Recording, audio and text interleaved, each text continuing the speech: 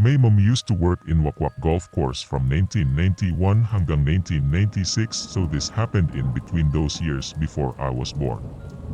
Aalis siya ng Antipolo around 4 a.m. Ihahatid siya ni Papa using our old owner jeep. Meron sila laging dinadaanan na highway, and lagi daw may nakikita Papa ko na tumatawid na mga multo after niya ihatid yung mom ko from work. My dad has a third eye, so nasanay na lang siya. Isang pamilya ng multo ang tumatawid daw magkakasabay. He would just brave the lonely highway and try to ignore the ghosts.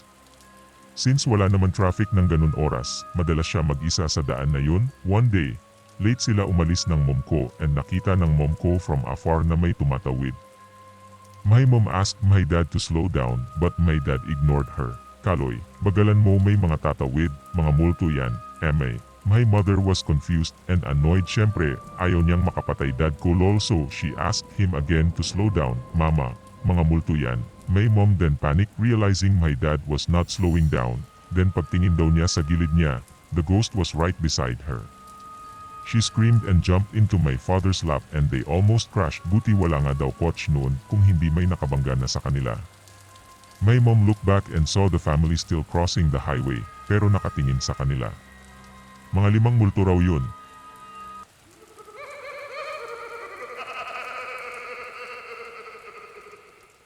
Naniniwala ba kayo sa engkanto? My mother shared few stories. Kaya di ako takot sa engkanto kasi mostly ng kwento ay experience, pero hindi nakakatakot. Panahon to na bata pa ang nanay ko, pang-anim sa magkakapatid ang nanay ko, yung pangatlo sa magkakapatid na tita ko, rest in peace. May kaibigan siya na hilig kumanta sa ilog, habang naliligo o kaya naglalaba. Later on bigla nilagnat yung babae, sabi ng albularyo, nagustuhan daw ng engkanto. Pero hindi naniniwala sa ganun ang pamilya nila, kaya dinala sa ospital, pero hindi gumaling yung babae. Kapag tinuturukan nga, sabi nung babae, nagalit si pangalan nung engkanto at magdudugo na yung ilong niya. Ang kwento sa last moments of her life. Nanghihingi daw ng posporo dahil napakadilim daw ng pinagdalhan sa kanya nung engkanto. After mamatay, syempre bulungan na di naman talaga namatay, kinuha daw yun ng engkanto.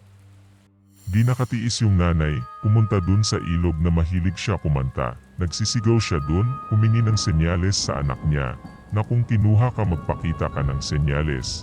Tapos may lumitaw daw na pagkalaking sawa, dun lang nakumbinsi na kinuha nga yung kaibigan ni tita ng engkanto. Ito naman nangyari nung bata pa ang lola ko, may kapatid siyang lalaki. Lolo ko bale, na madalas mawala ng matagal, lagpas 1 linggo. Kapag tinatanong kung saan pumunta, diyan lang ang response niya. Yung great-grandfather ko ay malupit daw at mahigpit. Yung tipong kapag nasunog mo ang sinaing papakain sa'yo. Kaya ang parusa sa lolo ko, papadapain at papaluin ng pildis. Pildis ay yung nakukuhang branch sa puno na malambot-lambot pa, pero di na mababali agad, parang latigo ganun.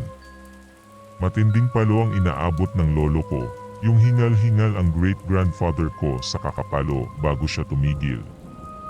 Wala magawa ang great-grandmother ko kundi umiyak, kaya sa kalaliman ng gabi, titignan ng great-grandma ko ang likod ng lolo ko, pero kataka-taka, walang kahit anong sugat or latay sa likod niya. Matagal daw bago nagkwento lolo ko sa kung ano talaga nangyayari. Kinaibigan pala siya ng isang engkanto. Minsan aayain siya kung saan sila nakatira. Akala niya oras lang siya nawala, pero pagbalik ay linggo na pala ang inabot.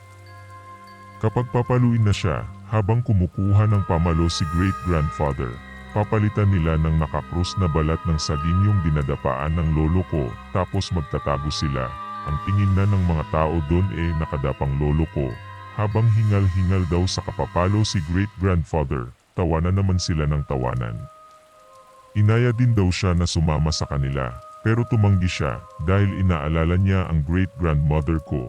This story comes from my mother, kapanahunan niya to nangyari. May kakilala silang babae na bigla na lang nabuntis out of nowhere. Siyempre, kahihiyan, nabugbog na yung babae, pero walang masabi na tatay, kasi di daw rin niya alam. Later nung malapit na manganak yung babae, bigla lang nagpakita yung tatay na engkanto na inaako yung bata at gusto makipag-usap sa magulang ng babae. Nangako ang engkanto na susuportahan niya yung bata pero ang kondisyon, huwag bibinyagan ang bata. Pagkapanganak, every morning sa balkonahe, meron dong basket ng pangangailangan ng bata. Ayos na sana ang lahat, pero siguro mga 1 or 2 years old, bigla na lang nawawala yung bata ng ilang araw. Nag-worry ang mga relatives, kaya pinipilit na pabinyagan yung bata. During the binyag, napakalakas daw talaga ng ulan at hangin. After mabinyagan, wala na yung supply at hindi na rin nawawala yung bata. Nakita to ng nanay ko nung malaki na, maputi na kapag malapit ka napakainit daw niya, tapos nakapaliksi sa gabi.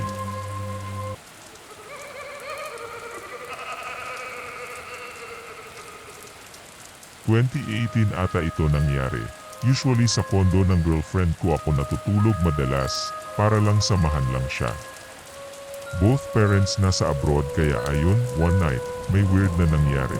Like 1 AM, may kumatok talaga sa pinto niya.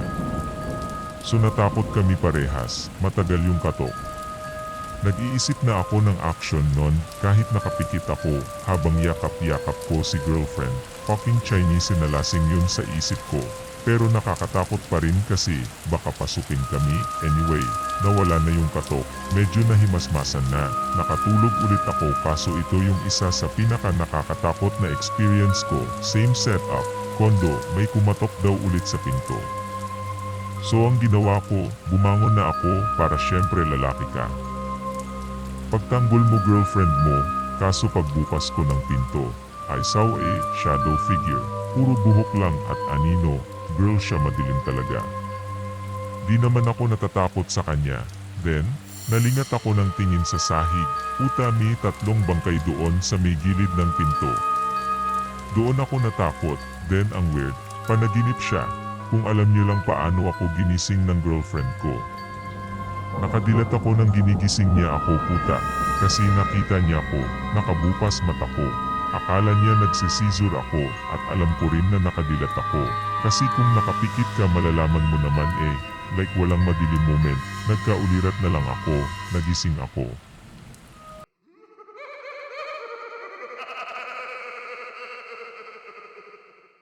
Please like, comment and subscribe kung gusto nyo pa makarinig ng mga nakakapanindig balahibong kwento. Sa mga gustong magpa-shoutout comment lang po kayo sa ating comment section. Maraming salamat po.